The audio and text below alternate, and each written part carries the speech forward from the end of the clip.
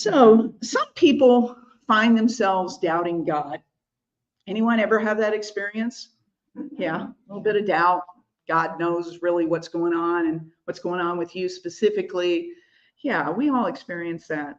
But I'll be honest with you, now more than ever, more so than doubting God, I find myself doubting myself. Doubting myself, right? Like there's this part of me that so strongly understands that God's got it. I've got that part. But what about me, right?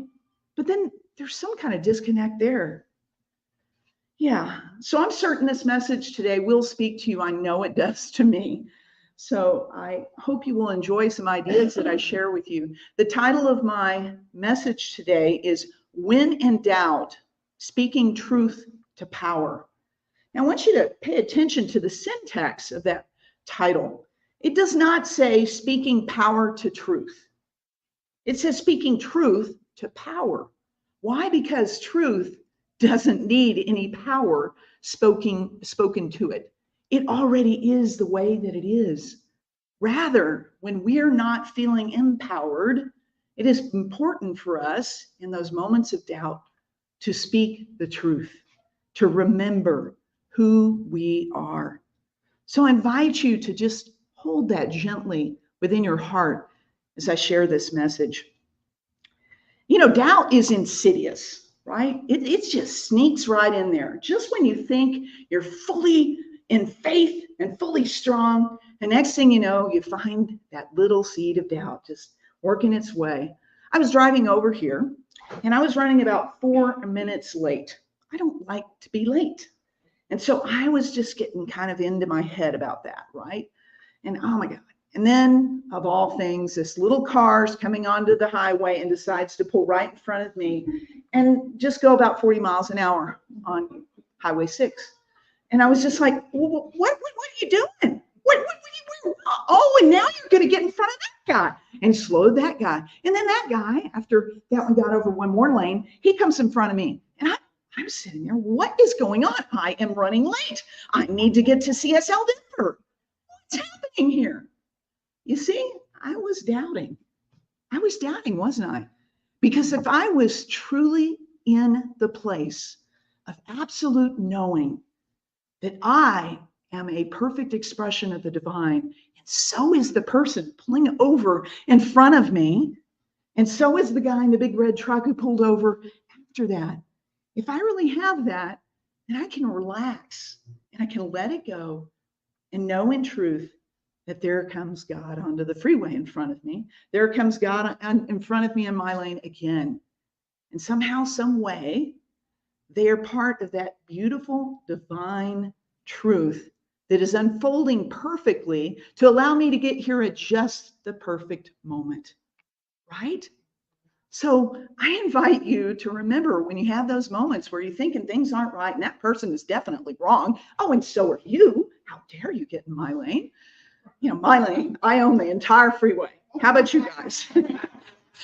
So when I'm having those thoughts, I need to remember and say, wow, what is it in me that is doubting? Can I return? Can I come back to the place where I remember who I am, grounded in truth, a divine expression of the Most High? Yeah. So most of us battle feelings of insecurity and inadequacy at times. Any of you? Yes? I'll tell you that I have become friends with inadequacy over the years. Oh, yeah. How many of you are familiar with that wonderful exercise in New Thought called fear to faith?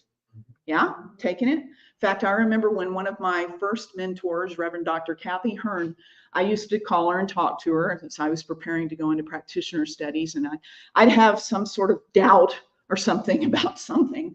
And she would say, Paula, I'd say, yes. Have you done a fear to faith on this yet? No. Well, I tell you what, go do a fear to faith, maybe 2 or 3 of them, and then come back and call me again. And so I got to where I'd start doing that fear to faith. Well, guess what came up is the feeling I was trying to avoid every single time. Inadequacy. Oh, wait, and this one, inadequacy. It seemed that at the root of everything was this feeling of inadequacy. And here's Here's what's amazing about inadequacy. It can drive us to do all sorts of interesting things that we have no idea we are even doing, right? These little doubts about who we are. You see, when I first started my career before I answered the call to ministry, I was in advertising and marketing. And I had no doubt that I was going to be just fine in advertising and marketing with only an associate's degree. And I was. I mean, I handled nice big accounts and I moved all over the country and did really well in that field. But then in my mid-30s, I got this new calling to be a minister. And more so than that, what was underneath that I was really afraid to talk about, because God knows I couldn't do that. I wanted to be a chaplain and a hospice chaplain. I wanted to work with people at end of life. Oh God, no, there were lots of barriers in my way to do that. So of course I go and I get into prac training, do that. And then I go on to Holmes Institute and do my master's degree there. But underneath that, still feeling inadequate. Now, I did really well in chaplaincy. I still do well in chaplaincy. But something drove me to not only become a board certified chaplain, but then I became a board certified clinical pastoral education supervisor. Great. And I did that for 12 years. Love that work. Still do it part-time. Something else was driving me. I went on to get not one doctorate, because everybody has one doctorate, right? So I went on and got 2 doctorates. One in theology and clinical pastoral psychotherapy, and one in ministry and interfaith studies, right? And still, sometimes, even with all of that, nagging feeling of, am I enough? Doubting that I am that perfect expression of the divine. But here's the even better thing about Spirit and how perfect all of this is. You see, Spirit used my feelings of inadequacy to get me to go on and do all this education. And guess what? Those 2 doctorates helped land me the position I'm in now as chaplain at Colorado State Mental Health Hospital at Fort Logan. I was able to go ahead of the other candidates because I had these 2 doctorates in all these years of doing chaplaincy. So see, Spirit utilized even the feeling I was so uncomfortable with. So when we have these feelings that are related to doubt and insecurity, I invite you to say, what is it that Spirit is calling me to? What is it that this doubt about who I am is leading me to? Because God knows exactly what God is doing when God makes each and every one of us. That's true. God knew, with all of our seeming imperfections, exactly what it was doing. You see, God don't make no junk. Remember that bumper sticker? Yeah, we were talking about bumper stickers, baby on board. Well, I remember that one. God don't make no junk. Now, my mother is in my head every time I hear something like that. And she's saying, God does not make any junk. So again, one of those little driving things. That's, do we pay attention? So let's talk about who does Spirit use, right? We may think and doubt who we really are. And we might even forget sometime to speak truth to power so that it may enliven us and remind us who we are. But God likes to use the unlikely. Absolutely, God does. And by the way, I've been speaking at Unity churches quite a bit, so I use quite a few biblical references, of course, in a metaphysical way, but just bear with me. I tend to use them now in my messages. So in 1 Samuel chapter 16, it says, the Lord does not look at the things people look at. People look at the outward appearance, but the Lord looks at the heart. How many times have we heard that new thought, right? Are we paying attention to the outward appearance and conditions, the circumstances, or are we paying attention to the truth? When in doubt, speaking truth to power. You see, I love the fact that Spirit is actually looking for the qualities we overlook. Here I was trying so hard to get over inadequacy, and yet God was utilizing it in me to propel me in exactly the direction that I was meant to be. I don't know how many of you have heard the story of Nkosi Johnson. Go ahead and put up that first slide. Nkosi Johnson was a South African boy who died of AIDS. The other one, Diego. There we go. Excellent. He was a South African boy that died of AIDS at the age of 12. But he actually put a face on AIDS that no one had been able to. He started speaking when he was 8 years old. Now, this guy was about 30 pounds. 30 pounds because the disease had ravaged his physical body. But I tell you what, that disease could not touch his spirit, could not touch the truth of his being. And he was left orphaned at the age of 3 after being dumped by his mother. She had fears of being ostracized because he had AIDS. And he became a symbol of hope in a country that needed it. And he, among others, and I'll talk about this quote in a moment, but he said, "I just want people to know to be careful. In South Africa, I see more and more babies die every day. Their mothers are abandoning their children, throwing them away." He even spoke to the government and said, our president, he's not doing the right thing. Why? Because he wasn't making drugs available to the masses that would allow the infection to be less likely to be passed on from mother to baby in utero. And so at the time of his death, 4.7 South Africans were living with HIV/AIDS. The reason? Because of unsafe sex and the lack of availability of those drugs. Now, this message became popular on NPR stations. And my good friend, Robert Anderson, how many of you know Robert Anderson? He wrote a song about it. And he actually, that quote that's up there now, right, Diego, there it is. This is the chorus of that. It says, "Do all you can with what you got, in the time you have, in the place you are. Do all you can."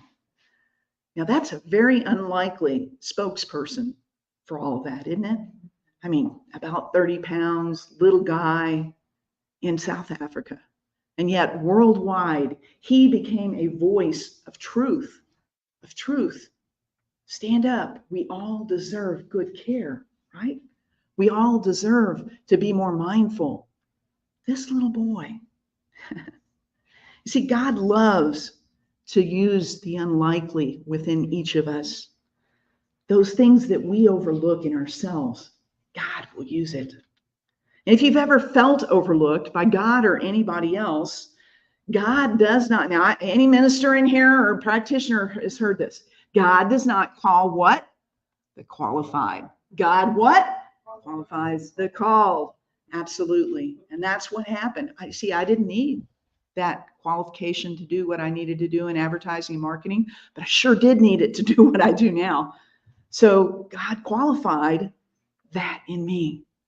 And meanwhile, guess what was happening? God also helped me heal through my concept of inadequacy. Now, I can't tell you that I don't have that little insidious doubt come up sometimes, but I know where to go with it now. I know how to speak truth to power. So when I doubt, I speak truth to power. So I encourage you to stop believing the negative things you say about yourself or others say about you. Just stop that, right? Instead, I encourage you to say what truth says about you. Believe what truth says about you. You may remember that Jesus, a master teacher, said, "You are the light of the world." Yes, he called himself the light of the world, but he also said, "You are the light of the world." And he went on to say, "A town built on a hill cannot be hidden. Neither do people light a lamp and put it under a bowl. Instead, they put it on a stand so that it may give light to everyone in the room. In the same way, let your light so shine before others that they may see your good deeds and glorify your Father in heaven." Now, metaphysically, what is Jesus the Master saying there? Let your light shine so they can see that God is in you and glorify the divinity in you and the divinity in themselves. Metaphysically, it's reminding us the truth of our being. Who are we? In Isaiah 43, chapter 43, it says, "Do not fear, I have redeemed you. I have summoned you. You are mine." Sometimes we forget that, don't we? We think that God's forgotten all about us. We start having these doubts. We start thinking we're not good enough. And the fact of the matter, we already belong to God because there's no one else we can belong to. We belong to God because we are of God, in God, as God being a human being. And if you think that God would not use you for some specific reason, because you're not good enough, you don't have the right education, or maybe you have a mental health issue, or you have an illness, or you don't have a right foot, or you don't have a left hand, or you're blind, or any other reason that you may think God can't use you, it's rubbish. It is simply insidious doubt sneaking in, because it really doesn't matter. If you took a look at King Saul, not Solomon, but King Saul, that guy had some issues. And I read an article recently about several psychiatrists that were trying to, in retro, diagnose what his experience was. Here's some of the things they said. Among many disorders that could have affected the king, manic episode with psychotic phases, major depression with psychotic features, mixed episode bipolar disorder 1, dysthymic disorder, and maybe that later developed into bipolar disorder, or nonspecific psychotic disorder, they're the most likely. But wait, among all of these diagnoses, bipolar disorder 1 is the most acceptable. And the fact of the matter is, God utilized this King Saul guy to overcome the Philistines. So did it matter if he had any of those experiences? No. God still utilizes the people that we think cannot do something. Our Zen Buddhist friends, and I think this is perfect because I had no idea that you were going to talk about the Buddhas today, how perfect. Zen Buddhist believes that human beings are already Buddha. I love this. Zen Master says, but they are blind, stupid Buddhas who are ignorant of their true nature. Right? Sometimes we're just ignorant of our true nature, right? And it is through spiritual practice that one realizes our true nature. How many of you, and how long did it take you to start having that sink in? You know, I remember, I hope it's okay to say this, Giselle. It's all right? Yeah, I'm going to say something really bad here. 5 to 10 years in jail. No, not that one. Oh, no, that was fine. That's fine. I was actually going to talk, I got to the pleasure, the honor, and the blessing of getting to work with Giselle. She was preparing in Prac 2 for her exams. And I remember that she would get doubtful, right? And have these doubts come in. And I would always say, let's go back to the truth. What's the truth? What's the truth? And it takes a while. Door into ministry. Okay, you're on top of that. It takes a while for it to soak in. Did I do that with my book? I might have. I think I did that. Sorry, all you folks in online land. If I blanked out the screen there for you, thank you. I will not press on that. Anyway, it takes a while for us to recognize that. And even after, you know, becoming a practitioner, a minister, a chaplain, I still have my doubts where I have to return to that. And I have to speak truth into power, right? So God also, number 2, God likes to use the insecure, right? So the unlikely, now the insecure.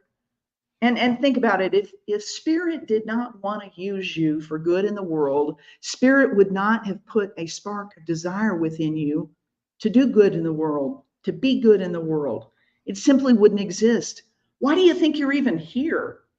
Because ultimately, there's a spark of desire within you that says, I'm going to be the highest expression of Spirit as me. So let's get about being that and doing that. Now, you might not have a lot of confidence in yourself, and that's okay. I'd like you to have confidence in yourself, but I want you to have confidence in something else. Let's take a look at the word confidence. It comes from the Latin confido, and con means with, and fide means faith. Having confidence doesn't mean having confidence in our inadequacies, insecurities, and doubts. Rather, I invite you to have faith in the truth of your being, in the very God nature that exists within you. That's what real confidence is, your true nature. Ernest Holmes says this: Spirituality is natural goodness. God is not a person. God is a presence personified in us. Spirituality is not a thing. It is the atmosphere of God's presence, goodness, truth, and beauty. Yeah. So God uses the unlikely. God uses the insecure. So go ahead and feel insecure occasionally. It's okay. And then God also uses failures. Yeah. So those things you might have thought were failures, God, Spirit, as you, is going to utilize it.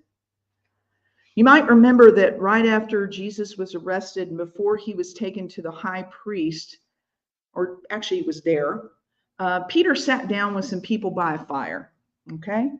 And some people, in fact, 3 people, a little girl among them, pointed to this guy and said, hey, that guy was with him. That guy that's going before the priest right there. That guy was with him. And what did Peter famously do? He said, no, I don't know what you're talking about. I was not with him. Right as he said it, after the 3rd person called him on it, he heard the rooster crow.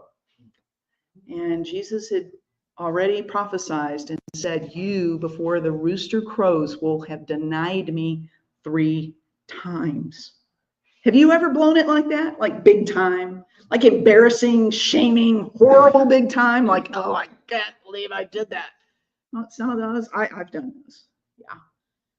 Maybe you've battled addiction or betrayed your family, or crushed those you love, all perhaps without any intention of malice. Just those insecurities and doubts. You see, Peter denied Jesus not once, not twice, but 3 times. And what did he say to Peter after he resurrected? He didn't say, you blew it. I can't ever trust you again. And much less, I will never use you to do good in the world. No, instead, he loved him. He forgave him. And he said this, and I tell you, you are Peter, and upon this rock I will build my church, and the gates of hell will not overcome it. This is the same Peter who walked on water when Jesus summoned him. In fact, he said, call me to you, right? He walked on water, and then insidious doubt came in, and he sank. And yet Jesus reached out his hand, pulled him up, and said, why do you doubt? Now, I have a feeling that the reason he asked him, why did he doubt, is because he's saying, you are the light of the world. You're the same as me. That Christ in me is the Christ in you. Why do you doubt? Yeah. So who better to teach about forgiveness? Who better to teach about doubt than one who has experienced both a great deal? So God uses people, all of us, that seem to fail. God will use it. And besides that, there's not many other types of humans around. So we seem to fail a lot, but that's all an illusion as well. So in conclusion, I would love to share with you a beautiful story about a great shaman. You can go ahead and put that up, Diego. And the great shaman said to one of his students, he said, George, you're always doubting yourself, always wondering if you were doing the right thing. I know that doesn't, resonate with any of you. He went on to say, everything you are doing is the right thing. You need to stop doubting yourself. Stop doubting your goodness. When you stop doubting yourself, the pain will stop. When you follow your path and keep pursuing goodness, and your goodness shall spread to everyone around you. You cannot keep it to yourself. Namaste. When in doubt, speak truth to power. Let's pray. I remember that there is one power and presence, one life, one livingness, one lovingness. And I choose to call this God, Spirit, the infinite, the divine. And it goes by many, many names, and none of the names can capture the infinite power and presence that it is. The intelligence within, through, as, and behind all that is, that which is seen, that which is unseen. It is even that which is behind our insidious doubt. Yes, forever driving us back to the truth. And so in this moment, as I know this truth about myself, that I am one with the infinite, and that the infinite expresses its amazing intelligence and love through me and has me. I know this same truth for everyone within the sound of my voice and those we hold dear, that we are one with the one forever and always. And so in this moment, I just simply say, I release the need to experience doubt. I release the need to feel inadequate. I release the need to feel insecure. Instead, in this moment, I absolutely remember the truth for myself and all. I remember that God is the truth of my being. And right now, right here, I speak truth into power. I speak truth into power. And I know as I speak this, that truth goes to every situation, relationship, condition, all that we may experience. And right now, it is blessing it and revealing it to be the truth that it truly is, so that we may experience more love, more peace, more joy, more abundance, a better life. And as we do so, this spreads out to everyone, for our goodness cannot be kept to ourselves. I give great thanks for this. I give great thanks for the power of prayer. I give great thanks for this community and to connect with everyone online. For this and so much more, I do give thanks. I simply release this word now into the law of mind and the law of heart. And I simply let it be. Join me in saying, and so it is.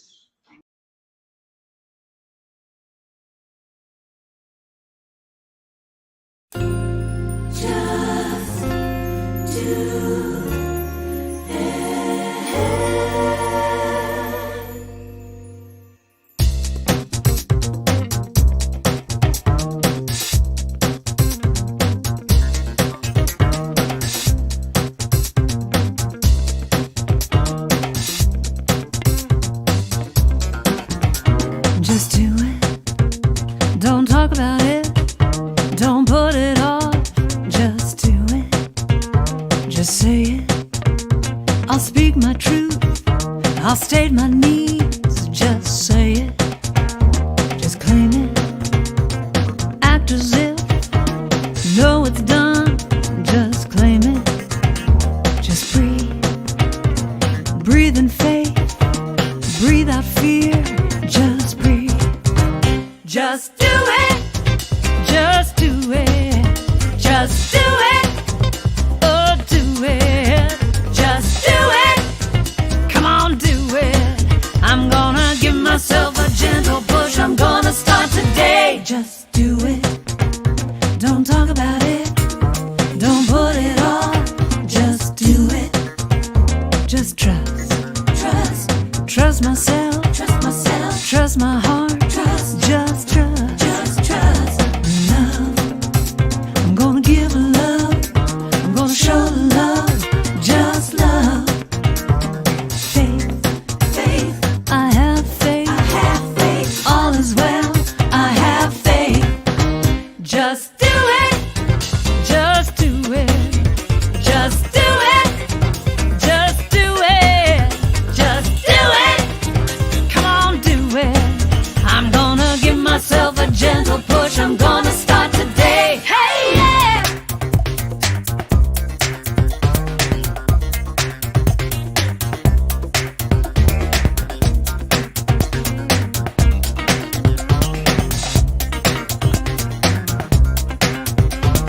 Every time I criticize and focus on my flaws, I don't realize that I am worthy and capable, and I deserve to have it all. So now's my time to rise and shine, go for the dreams that are in my mind. Take one small step and not be afraid, cause with faith and love, I've got it made. Just do it.